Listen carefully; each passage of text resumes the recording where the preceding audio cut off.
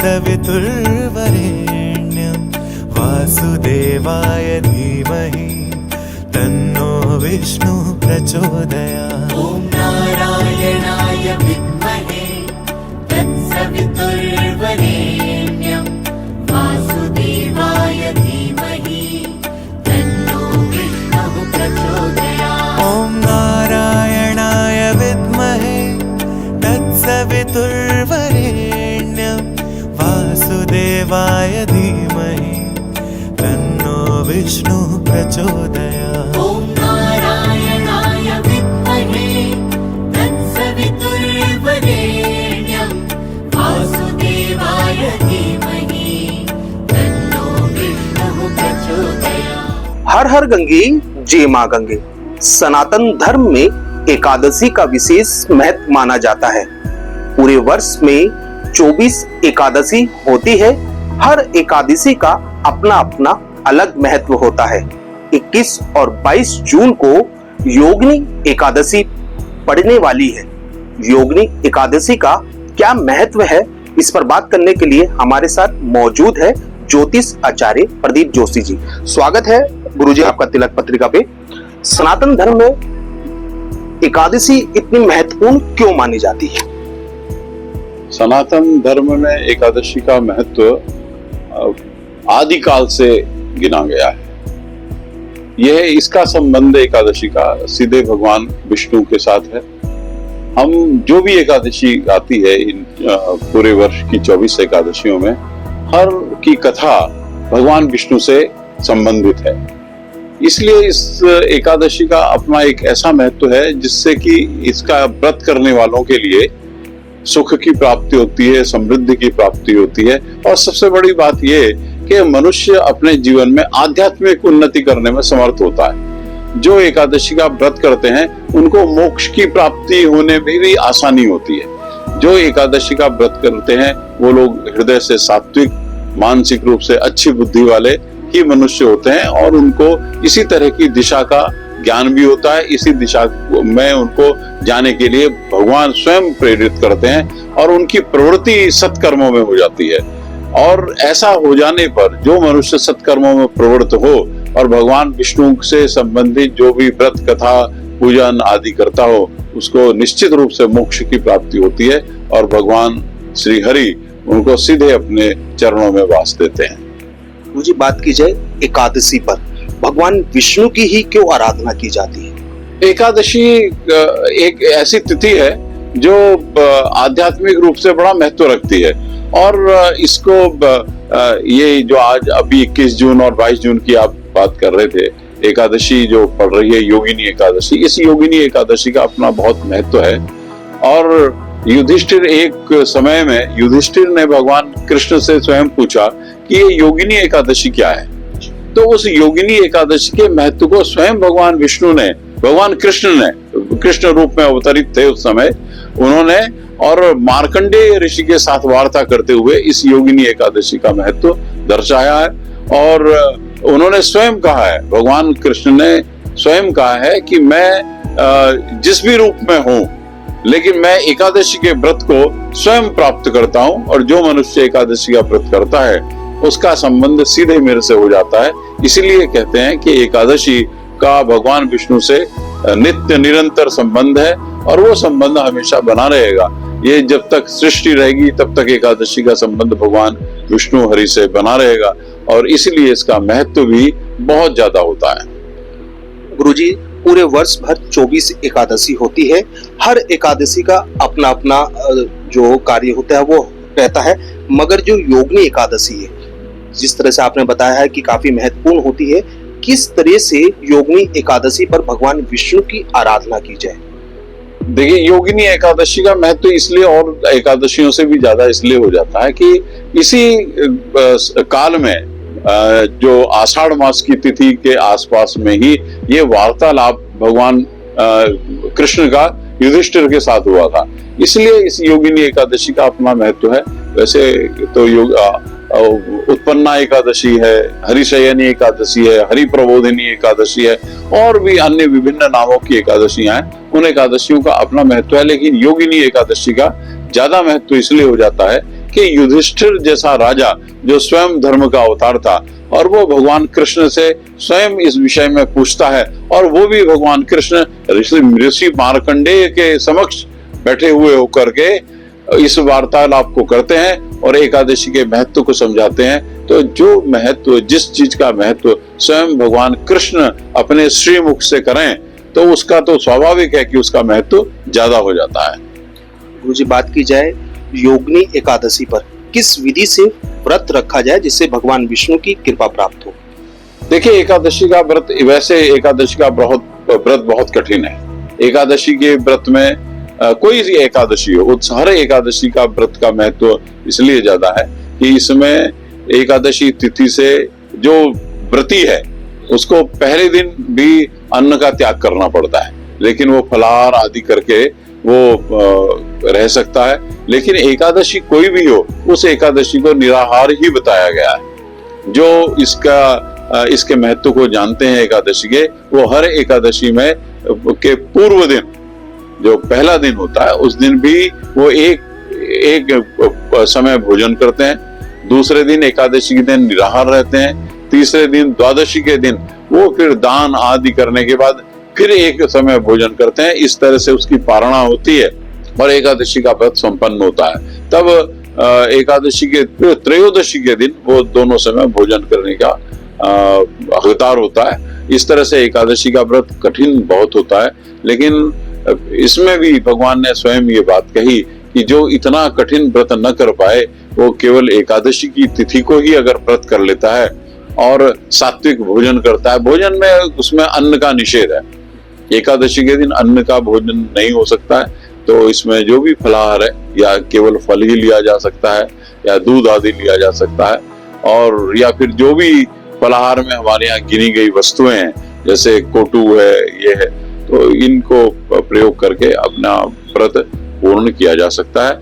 और सुबह उठें, प्रातः काल स्नान आदि ध्यान आदि करके सूर्य को अर्घ्य दे करके जो गायत्री की उपासना करते हैं वो गायत्री की उपासना करके भगवान विष्णु का स्मरण करें और भगवान विष्णु की पूजा करें। पंचोपचार पूजन करने के बाद वो भजन आदि करें और नित्य निरंतर पूरे 24 घंटों में भगवान का ही स्मरण करते रहें, तो एकादशी व्रत की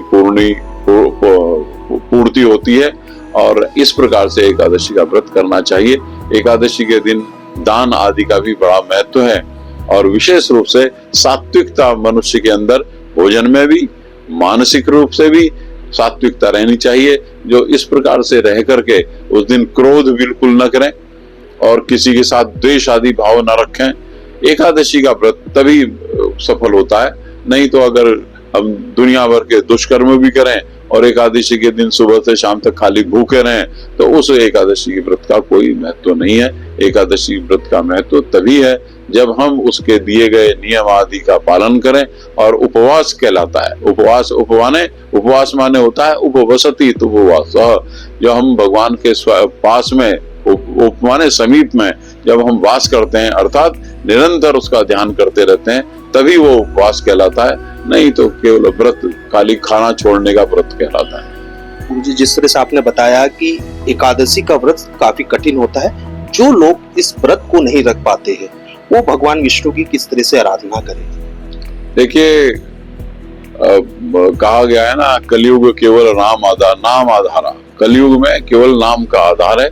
जो लोग इसमें समर्थ नहीं है, ये तो हमारे धर्म शास्त्रों में सभी में दिया गया है, मनुस्मृति में भी है, दूसरी स्मृति में भी है, और हमारे जितने भी धर्म ग्रंथ हैं उन सब में कहा गया है कि जो मनुष्य अशक्त है, जैसे गर्भवती स्त्री है या अशक्त वृद्ध है और बीमार व्यक्ति है, तो ऐसे लोगों को व्रत करने की आवश्यकता नहीं होती है। वो केवल भगवान का नाम स्मरण करते रहें और उस दिन सात्विकता लेकिन वो भी बनाए रखें, भोजन आदि में विशेष परहेज करते रहें, तो और जिस तरह से भी उनका शरीर चल सके उस तरह से शरीर चलाएं, लेकिन मानसिक रूप से मानसिक पूजा भी करें और मन से भगवान का स्मरण करें, तो उनको भी एकादशी का वही फल प्राप्त होगा जो एकादशी के पूर्ण व्रत को करने वाला फल व्यक्ति प्राप्त करता है। जी, अगर बात की जाए क्योंकि एकादशी पर भगवान विष्णु की आराधना की जाती है और व्रत रखा जाता है। जब व्रत संपन्न होता है तो भगवान विष्णु को किन चीजों का भोग लगाना चाहिए? भगवान विष्णु को तो देखो जो भोज्य है, जो खाया जा सकता है, एक बात। दूसरी बात जो सात्विक है, जिसमें जैसे हमारे यहाँ सब्जियों में भी कद्दू को भी अच्छा माना जाता है ना। अगर आप भोजन की बात करेंगे तो आलू सबसे ठीक ज्यादा माना जाता है। कोटू का आटा प्रयोग कर सकते हैं।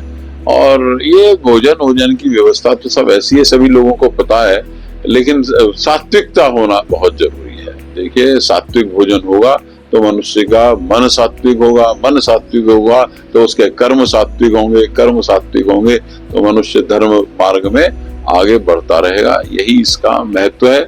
उस दिन भगवान विष्णु का पीले पुष्पों से पूजन करें।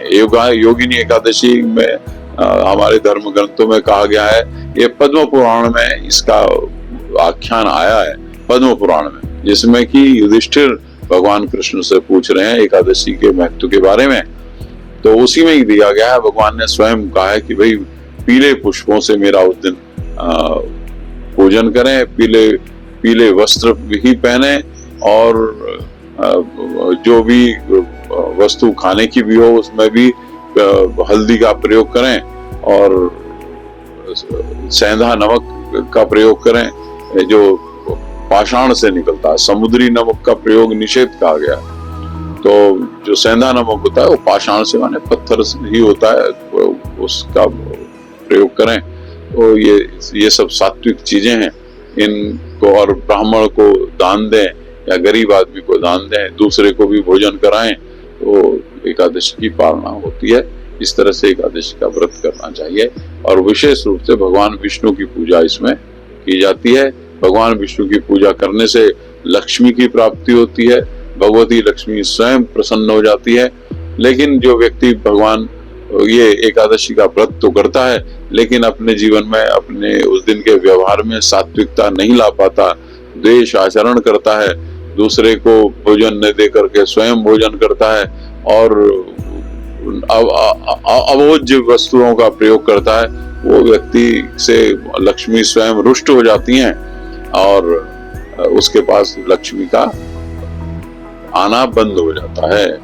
तो ऐसी स्थिति में जो भी सात्विक भावना है, उस सात्विक भावना के अनुसार भगवान की पूजन अर्चना करना महत्वपूर्ण है और यही एकादशी का महत्व है। गुरुजी, जो इस बार एकादशी पड़ रही है 21 और 22 जून को पड़ रही है, ऐसा क्यों है कि 2 दिन एकादशी होगी और इस एकादशी का कितना महत्व आप बता सकते हैं?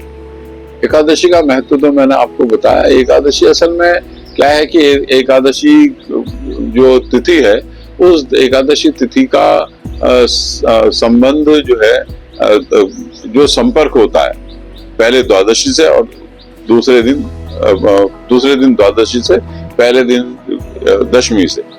तो दशमी, लेकिन दशमी युक्ता जो एकादशी होती है उसका इसमें निषेध माना जाता है। अर्थात दशमी युक्ता एकादशी का प्रयोग नहीं करते। दशमी से मुक्त जो एकादशी है उसी में व्रत करते हैं। लेकिन कहीं कहीं कुछ स्थितियों में ऐसा है जब एकादशी पूर्ण हो और दशमी का स्पर्श हो केवल, तो एक घड़ी से भी कम दशमी का स्पर्श हो तो वो एकादशी स्मार्तों को करनी चाहिए। स्मार्त माने जो गृहस्थ हैं, जो स्मृति शास्त्रों के अनुसार चलते हैं, उनको स्मार्त कहते हैं। उन स्मार्तों के लिए दशमी से युक्त, लेकिन क्षणिक दशमी से युक्त एकादशी का भोग करना माना गया। लेकिन जो वैष्णव लोग हैं, है ना, तो वैष्णव की एकादशी द्वादशी युता कही गई है।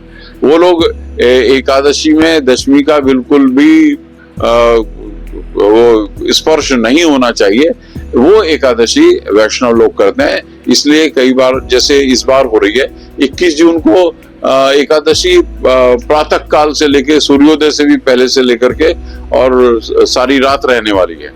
लेकिन उसमें दशमी का स्पर्श ब्रह्म मुहूर्त में थोड़ा सा है, जिसके कारण से वो एकादशी 21 जून की एकादशी केवल स्मार्तों के लिए। और जो 22 जून को एकादशी है, 22 जून को एकादशी कायदे में तो तिथि रहेगी नहीं, तब तक क्षय हो जाएगी। लेकिन वो क्योंकि वो द्वादशी युता है, द्वादशी से युक्त है, इसलिए वैष्णवों की एकादशी 22 जून को मनाई जाएगी और उनको ऐसा ही करना चाहिए। एकादशी में तुलसी दल का प्रयोग जरूर होना चाहिए। भगवान विष्णु को तुलसी दल अवश्य चढ़ाना चाहिए। और लेकिन वो एकादशी के बाद अगले दिन जो एकादशी है, जो 22 जून को है, अगर कोई व्यक्ति या वैष्णव भी कोई भी व्यक्ति वो एकादशी कर रहा हो तो द्वादशी के दिन तुलसी तोड़ना निषेध है। तो तुलसी को पहले ही दिन अपना तुलसी वृक्ष से तोड़ करके रखें, तब द्वादशी के दिन उसको चढ़ाएं। लेकिन तुलसी द्वादशी के दिन तोड़नी निषेध है, इसलिए तोड़े ना एकादशी द्वादशी के दिन। मतलब द्वादशी युता जो एकादशी है 22 जून को, उस दिन तुलसी दल का प्रयोग तो करेंगे, भगवान को चढ़ाएंगे, लेकिन पहले दिन एकत्रित कर लेंगे, इतना जरूर है। एक तुलसी दल का प्रयोग अवश्य करना चाहिए। बिल्कुल जिस तरह से इनके द्वारा बताया गया है, सनातन धर्म में एकादशी का विशेष महत्व होता है। हर एकादशी पर भगवान विष्णु की विशेष आराधना की जाती है, मगर योगिनी एकादशी काफी विशेष होती है क्योंकि भगवान श्री कृष्ण द्वारा योगिनी एकादशी का महत्व युधिष्ठिर को बताया गया था। देश के पहले धार्मिक न्यूज चैनल तिलक पत्रिका के लिए हरिद्वार से मैं आशु शर्मा।